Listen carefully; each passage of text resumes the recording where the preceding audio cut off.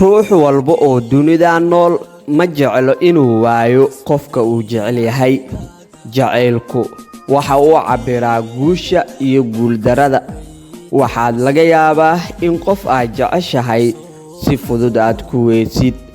Qalbigaada waxa uu mar walba kuu sawirayaa erayadii quruxda badnaa oo aad soo wada qaadateen.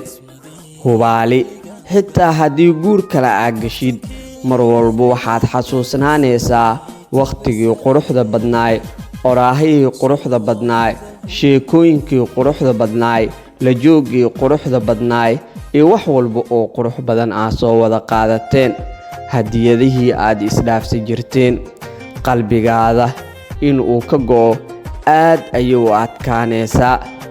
Waxaad jeclaan lahayd mar kale qalbigaada inuu ku soo noqdo qofka aad jecleed.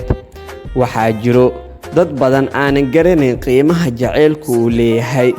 Tusaale ahaan, afka ayay ka dhahaan waan ku jecelnahay iyo waxyaabo kale. Haddii aad weydiisid waa maxay jacayl, waxaa laga yaabaa tilmaamooyin kala duwan inay ka bixiyaan.